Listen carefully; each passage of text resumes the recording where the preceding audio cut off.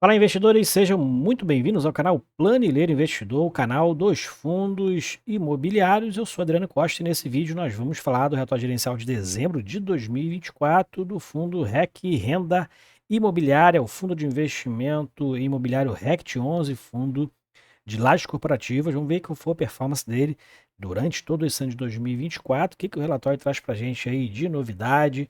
Vamos ver taxa de ocupação, desconto no mercado. Vamos ver como é que está o portfólio do fundo, qual é a intenção da gestão aí para 2025. Então fique conosco aqui para a gente saber informações atualizadas do RECT11, beleza?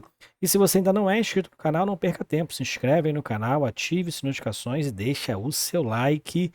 É tudo realmente de graça, tá? Mas aí você ajuda muito a gente aqui no canal continuar nosso trabalho aqui, disseminar essas informações, tá bom? E a gente tem um link do nosso grupo do Telegram, um grupo aberto aí na descrição desse vídeo e também o link desse relatório gerencial. Vamos lá então, vamos falar aqui do RECT11, fundo, para quem não conhece, é um fundo de lajes corporativas, tá? Um fundo aí que tem desde 2019, um fundo que eu tenho inclusive em carteira, né? Tenho desde 2020 ali em carteira. Então peguei o fundo ali a 90, 80, 70, 60 e também cotas aí a 20 e poucos reais também, tá? O fundo nunca deixou de pagar, mas os proventos acabaram acompanhando as cotas de mercado, tá? E o que a gente vê hoje aqui é o fundo, né, com um valor bem abaixo aqui de valor de mercado em relação ao valor patrimonial, em torno de 70% abaixo do seu valor patrimonial, tá? O fundo que tem uma rentabilidade alvo CDI, né? CDI que está bastante alto atualmente, fundo gerido pela REC Gestão de Recursos, teve uma reavaliação aí nesse mês de dezembro, a gente vai ver aqui em relação ao seu patrimônio também, teve uma pequena desvalorização que causou aí um resultado negativo agora nesse último mês de 2024. Fundo que tem taxa de administração e gestão de 1,17%, né, que já é apropriado ali mensalmente, essa taxa aqui ela é anual e não tem taxa de performance. Prazo de duração determinado, condomínio fechado para investidores em geral. Atualmente tem mais de 54.800 cotistas, e a gente vai ver se essa quantidade de cotistas segue caindo ou se teve aí alguma subida agora nesse mês de dezembro. E esse é o código de negociação na Bolsa de Valores. Bom, aqui o que ele fala aqui é que agora no dia 15, né, vai pagar aí em torno de 36 centavos por cota, o que dá mais de 3 milhões de reais de valor a ser distribuído para os cotistas, que são mais de 8 milhões e 500 mil cotas emitidas. E o fundo encerrou dezembro a R$ 28,00 no mercado, um dividend yield, então, com base no valor de mercado, esses 36 centavos, representa 1,29%. E o dividend yield anualizado, com base também no valor de mercado de fechamento aqui de R$ 28,00, mais de 15% de dividend yield. Bom, o que a gente vê aqui também dentro dos resultados dos últimos 12 meses, o fundo distribui em torno de R$ 4,43. Acho que essa é mais ou menos a expectativa que a gente estava projetando aqui para o fundo, né, de acordo com as distribuições. E o fundo, desde maio de 2019, que foi quando ele surgiu, né, teve ali o IPO até dezembro de 2024, tem uma rentabilidade aí, um montante distribuído com base no valor da cota 100, que esse é um fundo de base 100, em torno de 38% de rentabilidade para quem adquiriu o fundo lá no IPO, por exemplo. Mais para baixo a gente vai ver aqui os vídeos dos ativos, tá? São ativos muito bons, os ativos, tá? Por sinal. Mas o fundo, como quase todos os fundos de lajes corporativas, segue aí ainda impactadas, né, pelo fenômeno do home office, né, vindo lá de 2020, no advento lá da pandemia, né? Então, quem quiser assistir aqui os imóveis, né, os vídeos promocionais, claro, que ele promove o fundo aí para alocar, pode assistir aí direto lá também do YouTube. Na reavaliação dos ativos, ele fala aqui que os ativos foram reavaliados, né, agora em dezembro, todo mês de dezembro tem essa reavaliação para o fechamento contábil, né? E o fundo teve uma variação negativa de mais de 8 milhões e 700 mil reais. Esse foi o resultado negativo da reavaliação. Isso não é um impacto, não impacta o caixa, só que Essa reavaliação ela tem apenas impacto contábil. E aqui o que a gente vai verificar aqui é que o novo valor patrimonial da cota é de R$ 90,92. E aqui ele detalhou, inclusive, o impacto de cada ativo com a reavaliação. Então, a gente verifica aqui que teve ativos que se valorizaram, e outros não, tá? Então, por exemplo, aqui o edifício Barra da Tijuca, que ele tem maior área bruta locável aí, né, junto com Canópolis, mas o que tem maior valor de aquisição atualmente é o Barra da Tijuca, e está com um valor de reavaliação de 255 milhões, é o que teve a maior desvalorização, inclusive, né? Teve a maior desvalorização aqui em relação ao valor monetário.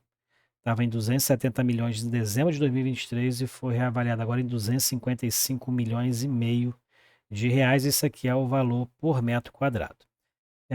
Outros valorizaram. O edifício Corporate aqui, o Evolution Corporate, se valorizou.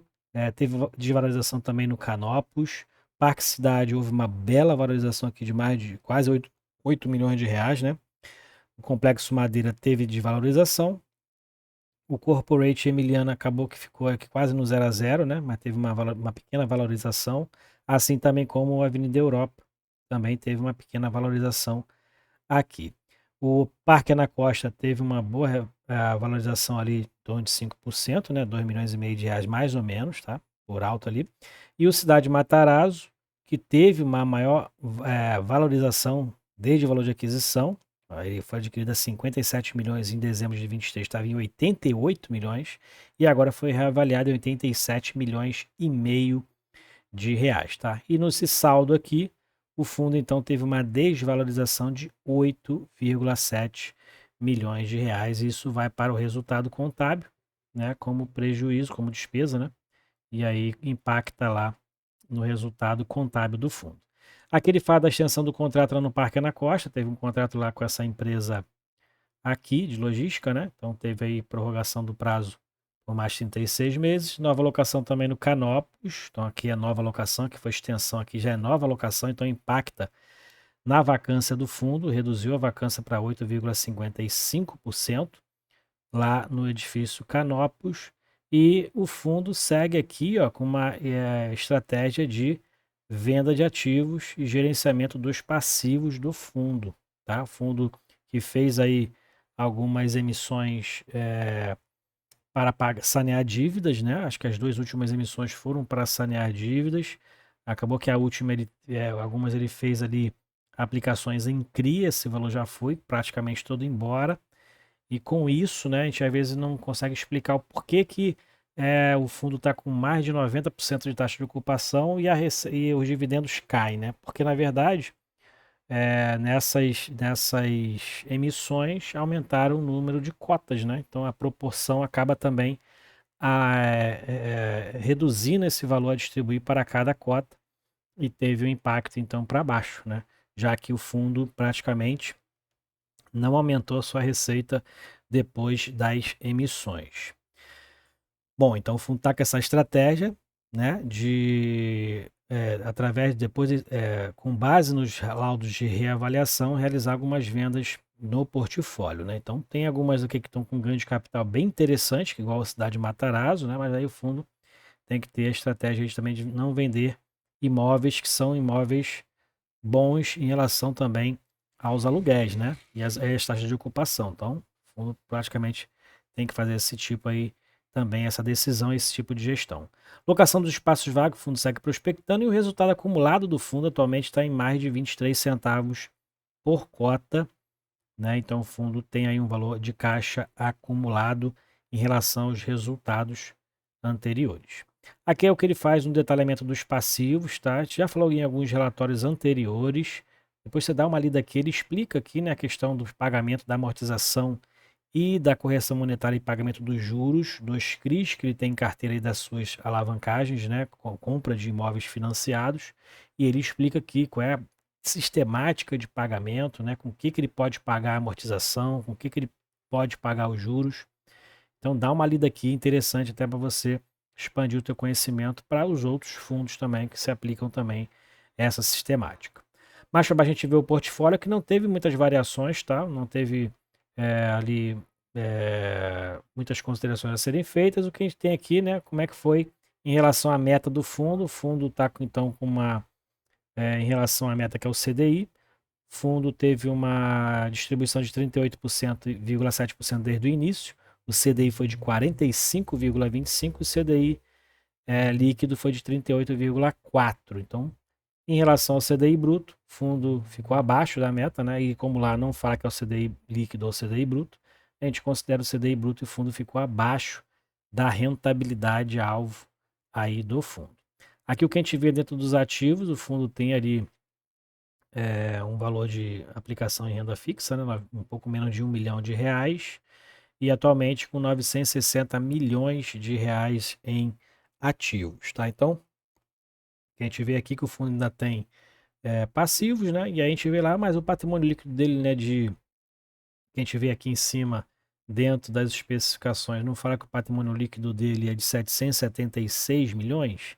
Sim, então, para quem não tem conhecimento contábil, né, lá vai uma dica para você avaliar. Então, patrimônio líquido são os ativos menos os passivos. Então, aquele valor lá é o 960 menos os 183 milhões, tá? Por quê? Porque a parte dos seus ativos são financiados com recursos de terceiros. E o patrimônio líquido só reflete aquilo que é recurso próprio da empresa. Aquilo que é financiado, como fornecedores, né, empréstimos, financiamentos, é classificado no passivo, é exigível, né? E o patrimônio líquido são só aquilo que foi financiado com recursos dos proprietários ou recursos próprios, tá bom? Então isso aí é uma dica só. E o que a gente pode ver para frente aqui, tá? Pode ser prejudicial para o fundo, são essas indexações aqui, inflação em alta e todos os CRIs que o fundo tem em carteira são indexados pelo IPCA e tem um prêmio de risco aqui bem elevado, o que pode elevar também a despesa financeira do fundo durante o ano de 2025 e o que pode reduzir os resultados nos próximos meses, tá? A gente vai ver isso aqui mais para baixo na DRE gerencial. Dentro da distribuição do fundo, o fundo então segue distribuindo 36, 37 centavos. Acho que também essa é a expectativa para os próximos meses, a não ser que tenha um impacto maior em relação, como eu falei, das despesas financeiras, o que pode reduzir essa distribuição. E o patrimônio líquido também teve essa variação negativa agora em dezembro, né? A gente já falou sobre isso. Aqui também é os dividendos distribuídos no ano. Então teve uma outra redução em relação aos anos anteriores, né? A gente verifica aqui, segue caindo. Tendência que 2025 seja mais ou menos dentro desse patamar aqui também. Aqui em relação aos imóveis, os contratos, taxa de ocupação, a gente verifica que o fundo está com uma boa taxa de ocupação, de mais de 91%, e o Canopus segue ali com a maior taxa com a menor taxa de ocupação, maior vacância, segue lá no Canopus. A gente viu que teve um contrato novo aí em dezembro, mas segue com a menor taxa de ocupação do fundo, tá? Seguida aqui do complexo Madeira, né, com 81% de taxa de ocupação. Aqui em relação também ao portfólio, não tiveram muitas alterações, né? A gente nem vai se atentar a alguns números aqui. O fundo não tem atualmente renda mínima garantida, que é esse RMG destacado aqui. 100% da sua receita são receitas de aluguéis, tanto aluguéis quanto multa rescisória, né? Enfim, 100% são rendas de aluguéis. Parte é indexada ao IPCA e parte indexada ao IGPM, o reajuste desses aluguéis. E a maior participação atualmente está ainda na Unigran Rio, representando mais de 11% da sua receita, nada absurdo na minha opinião, e segue aí com um bom portfólio e bem diversificado, tá? O fundo está com muitos inquilinos, porque tem muitos inquilinos considerados com pequenas ocupações, né? Então gera mais contratos aí dentro do seu portfólio. Aqui é o histórico do fundo de aquisição e venda, né? E aqui também, ó, em relação à vacância por região, tá? O fundo está em relação à vacância e comparado à média da região onde o fundo tem os imóveis, o fundo ganha ali em taxa de ocupação da média da região em todas as regiões que ele tem imóveis, tá? Então você pode depois verificar também aqui em todas as regiões que o fundo tem imóveis, ele está com uma maior taxa de ocupação na média da região. E dentro da DRE gerencial, essa DRE gerencial é uma DRE contábil, tá? Então, os valores que apresentados aqui são valores contábeis e ele dá o lucro de caixa aqui embaixo, além do lucro pelo regime de competência, que é o lucro contábil. O que a gente verifica é que as receitas de aluguel estão bem estáveis em relação aos registros, né, contábeis. Estão bem estáveis aqui as receitas de aluguéis. Tem algumas multas rescisórias, né? E também algumas receitas de juros de vendas de alguns ativos. O que eu verifiquei aqui foi um aumento da despesa financeira já em dezembro, e isso pode ser reflexo já da alta da inflação já impactando, tá? Pode ser, no fundo não falou aqui, não fala, mas essa é a despesa que eu falei lá em cima, que pode ter uma alta em relação à expectativa de alta aí do IPCA, já que todos os CRIs da carteira são indexados ao IPCA e aquela despesa lá, elas despesas financeiras, os encargos dessas dívidas, né, o serviço da dívida é classificado dentro dessa rubrica aqui. Então, e a gente vê também aqui o impacto do ajuste pelo valor justo com propriedade, ou seja, as reavaliações que foram feitas agora em dezembro de 2024, que foram negativas em 8,7 milhões de reais, o que gerou um resultado de propriedade negativo em mais de 5 milhões e um lucro líquido, que na verdade foi um prejuízo de mais de 5,8 milhões nesse mês de dezembro, tá? Lembrando que isso aqui é um prejuízo contábil, e o lucro líquido pelo regime de caixa foi de 2,7 milhões de reais, menor, em torno de 200 a 300 mil em relação aos meses anteriores. E como eu falei, que pode já ser o impacto da alta da inflação, impactando lá os serviços das dívidas que o fundo tem no financiamento dos seus imóveis. Aí o fundo seguiu distribuindo mais de 3 milhões de reais, 36 centavos por cota, mas a realidade do fundo atualmente pode estar girando ali um pouco mais abaixo do que isso, né? Em torno de 33, 34 centavos, se permanecer esse patamar aqui de lucro de caixa de dezembro. E aqui a expectativa do fundo, inclusive, né? O fundo está com uma expectativa de receita agora abaixo dos 6 milhões, como foi a expectativa em meses atrás. Em janeiro, por exemplo, 5,7. Pode já ser reflexo também exatamente do aumento da expectativa de aumento da inflação, tá? Mas aqui também tem o impacto dos contratos, né? Do reajuste dos contratos, mas eles são mesclados entre IPCA e GPM, e aí pode ter impactos diferentes também em relação à receita. E aqui são os imóveis, né? Detalhados aqui, cada um de forma mais qualitativa. Você pode depois fazer essa leitura mais detalhada. E para encerrar, a gente vai ver a liquidez e a rentabilidade. Atualmente o fundo está com uma liquidez mensal, teve, né? Uma liquidez mensal em dezembro de 6,6 milhões de reais de volume negociado em dezembro, que dá uma média diária de 346 mil reais.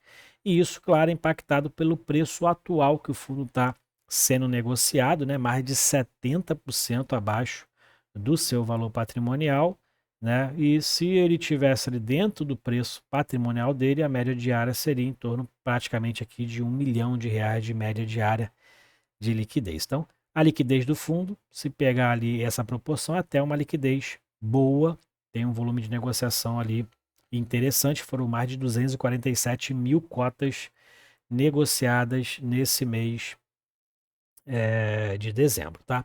E em relação à quantidade de cotistas, segue caindo, ó. Caiu mais exatamente 1.000 cotistas saíram de novembro para dezembro, na verdade em dezembro, né?